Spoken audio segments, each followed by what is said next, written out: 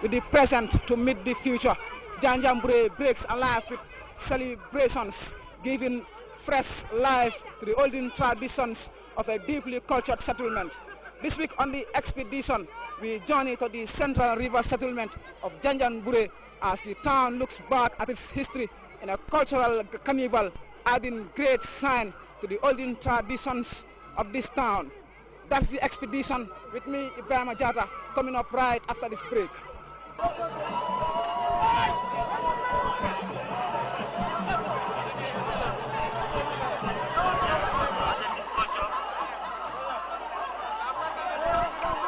Ever seen anything like this before? I've read about it, never seen it. What's the name again? India.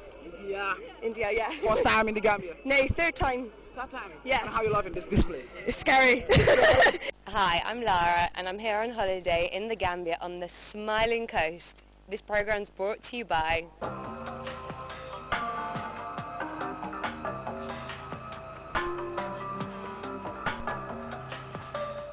We're back again on the expedition. Thanks for joining us. We're here in the central river settlement of Janjambure, which is currently giving great luster to the ancient norms and customs, showing just why this settlement is called the historical and cultural store of this smiling coast. It's not getting any younger, but this town is certainly determined to preserve what transpired before, even as it continues to receive modernity and current changes with all the verve it can muster.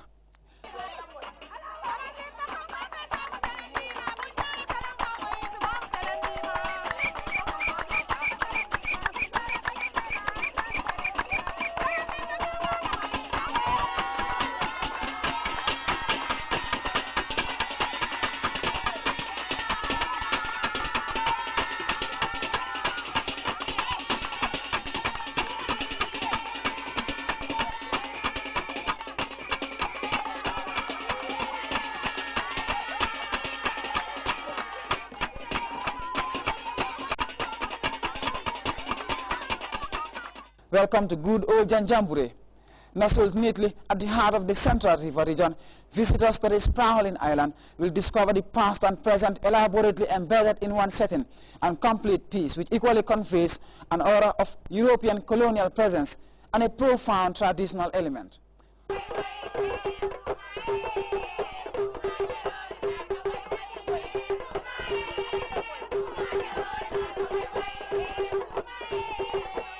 Once an important colonial outpost for the British, Janjambure's great commercial energy in the former times is still being acclaimed.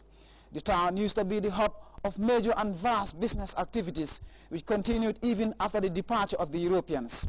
It's a very historical island, and because it has played an important role in the colonial orientation, primarily for the British government to check on illegal slave trading, illegal slave trafficking, and also domestic slavery that has been going on, to stop it, and also to provide a settlement for liberated African slaves, you know.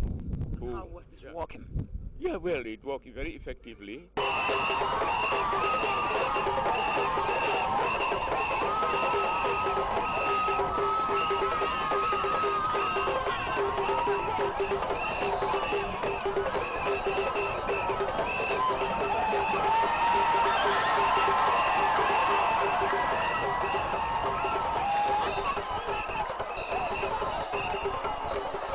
Sparkling fanfare, elation and sheer delight are words not really enough to illustrate the extraordinary performances and cultural manifestations which snowstormed the settlement during the passing out of scores of circumcised kids after completing a month-long retreat in the bush, going through the careful process of traditional tutoring and training, introducing initiates to authentic African cultural values and norms practiced by the forebearers and handed over from generations that went before.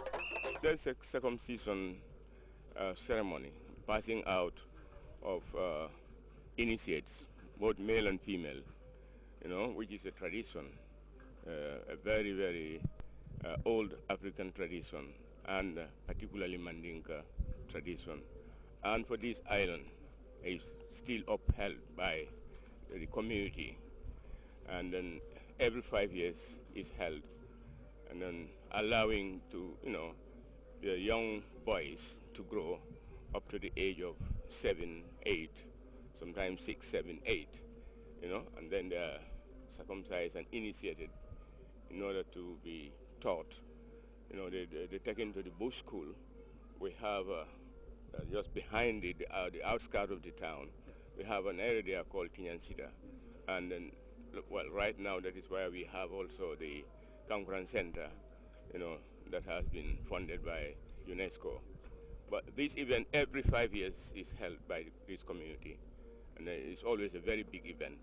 And I'm sure you have seen the number of people you have seen here from yesterday. Brought together, hordes of sons and daughters of Janjambure, not only from this land, but those in the diaspora. Yeah, exactly, because it is really cherished and respected by all Joytonians. Unifying element. Yeah, unifying element, very, very unifying. That's why we believe that culture is one way, and a very strong way that can bring people together. That's our, belief. And this event, anytime it is held, people from Joytonians from the Greater Banjul area, from other parts of the Gambia, and from even the diaspora, find their way to come and attend this. Let's talk about the assortment and beautiful variety of cultural activities which take center stage during these events. These days we've been seeing a beautiful reincarnation of beautiful norms and ancient customs telling the story of Janjambure. Certainly, when this event happened, the most interesting part of it, I think you have seen in the morning when the initiates, taken to the river bank, the riverside, where they wash, they wash their things and they wash their bodies, and then they are prepared, and then the entourage brings them into the town. That's very beautiful. It's colorful. The procession is colorful. A lot of kankurans, different varieties of kankurang, sparks and where women and the men folks and women folk where they meet just at the junction of the commissioner's place there. That's very colorful and very touching. Very touching indeed. Everyone moving in one direction. Yeah, it's a dynamic expression of our cultural values.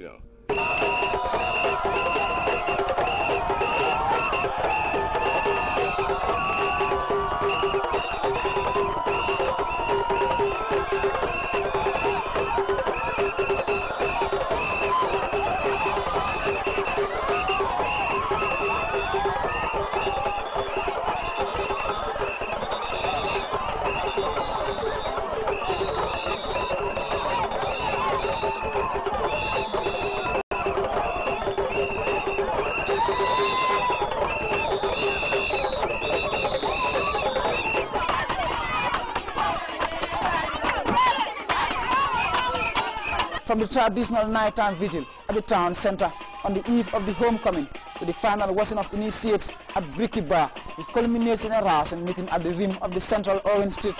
The occasion gives immense life to the old ways and customs of a history-laden settlement. Occasions like this one have a strong unifying aspect.